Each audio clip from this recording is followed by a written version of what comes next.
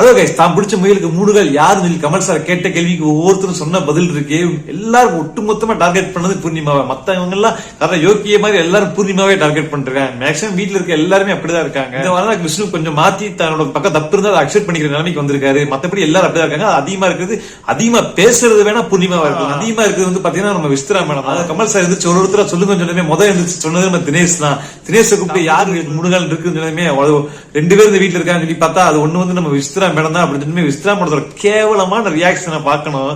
நம்மளுக்கு இரிட்டேட் ஆகுது. சிரிச்சுக்கிட்டே கமல் சார் நினைச்சு பயங்கரமா முட்டு கொடுக்குற. அது மட்டும் இல்லாம ஒரு சில விஷயங்கள் விசித்ரா மேடம் வந்து அர்ச்சனாக்கு அகைன்ஸ்டா சொல்லும் போது பயங்கரமா சப்போர்ட் பண்றாரு. அர்ச்சனா வந்து விஸ்திரா மேடத்தை வந்து பிளே பண்ணும்போது அவங்க தப்பு பண்றாங்க, தான் பிடிச்ச முயலுக்கு 3 கால் சொல்றது விசித்ரா மேடம் தான் சொன்னதுமே அவரு வந்து உடனே அப்பெல்லாம் சொல்லக்கூடாது, அவங்க மனசு கரெக்ட் ஆகும் அப்படின்னு சொல்லி அர்ச்சனாக்கு நான் உங்களுக்கு பண்றது அட்வைஸ் கிடையாது. நான் வந்து உங்களை குற்றம் சொல்லல, உங்களை தூக்கி பிடிக்கிறேன், உங்களுக்கு சப்போர்ட் பண்றேன், இனிமேல் அப்படி பாத்து இருந்துன்னு சொல்லி உங்களை கைட் பண்றேன் அப்படின்னு சொல்லி அர்ச்சனாக்கு ஆதரவு மணி அர்ச்சனா குத்துன்னு குத்துறாரு. எதுக்கு இந்த வன்மம் கமல் சார்? அதுக்கு பேசாம மத்த எல்லாத்தையுமே வெளியே போய் சொல்லிட்டு அர்ச்சனா மட்டுமே வச்சு வாரம் வந்து நீங்க திட்டிட்டு போக வேண்டியதானே? என்னென்ன மனசுல தோணுதோ அதுக்கப்புறம் டைரக்டா கொட்டி தீர்த்து போக வேண்டியதானே?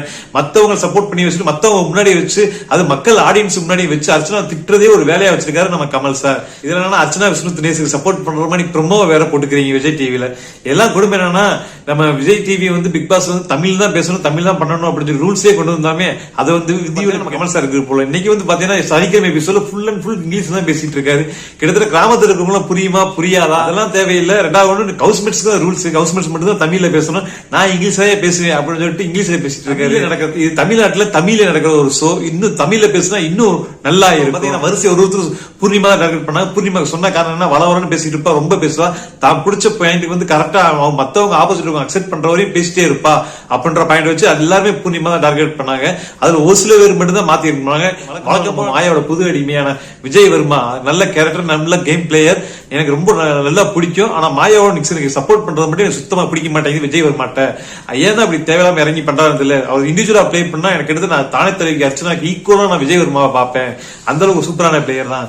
இப்ப என்னன்னா நம்ம பிடிச்ச முயலுக்கு 3 கால் இருக்குது, இந்த அர்ச்சனாவும் பூர்ணிமா தான் சொல்லி அவரும் சொல்றாரு. டீம்ல நான் டீம் கேங் கிடையாது, டீம் இல்ல அப்படின்னு சொல்லி கமல் சார் முன்னாடி எல்லாம் வீரவசமா பேசிட்டு கிட்டத்தட்ட இந்த விசித்ரா மேடம் பேரை வந்து 2 பேர் சொல்லியிருக்காங்க.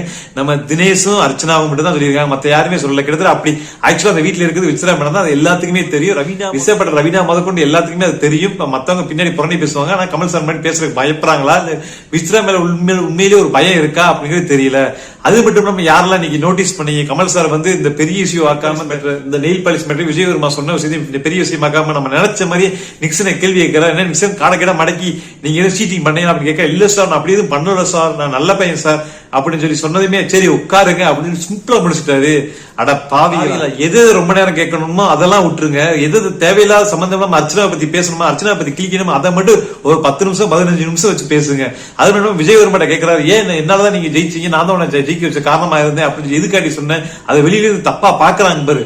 அந்த எல்லாம் உன்னோட சின்ன விஷயத்துல நோட் பண்றாங்க சொல்லி அவருக்கு அட்வைஸ் கொடுக்குற, கைட் பண்ற கையை அவனை அனுப்பணும். தப்ப நடந்தா தட்டி கேட்கணும், இல்ல அதை கண்டுபிடிக்கிறதா உள்ள அனுப்பணும். எதுவுமே இல்லாம நீ அட்வைஸ் கொடுத்துட்டு வர. இதனால கமல் சார் மேல இருக்க நல்ல ஒப்பீனியன் ஃபுல்லாமே கெட்டு போச்சு. கடைசியில் நம்ம தானே தலைவிய மனசை மாத்தி நீ இதாம தப்புங்கிற நிலவுக்கு கொண்டு வந்து சொல்லிட்டாரு. இன்னைக்கு வாரம் ஃபுல்லாமே நம்ம தானே தலைக்கு தான் தப்பு பட்டுமே ஒரு கில்ட்டி ஃபீலிங்கோட கேம் விளையாட போது, கேம் செஞ்சா இருக்க போது மக்கள் ஆடியன்ஸ் பத்தி அது எந்த மாதிரி பிரதிபலிக்கும் தெரியல, பொறுத்து தான் பார்க்கணும். நம்ம தானே தலைவி மீண்டும் அதோட சூப்பரான கேம் விளையாடுமா அப்படின்னு சொல்லி அதை பத்தி நீங்க கமல் சார் நீங்க பேசுறதை பத்தி நீங்க நினைக்கிறீங்க கீழே கமெண்ட் பாக்ஸ்ல மறக்காம கமெண்ட் பண்ணிருங்க. அதுக்கு நம்ம சேனல் மறக்காம சப்ஸ்கிரைப் பண்ணிருங்க.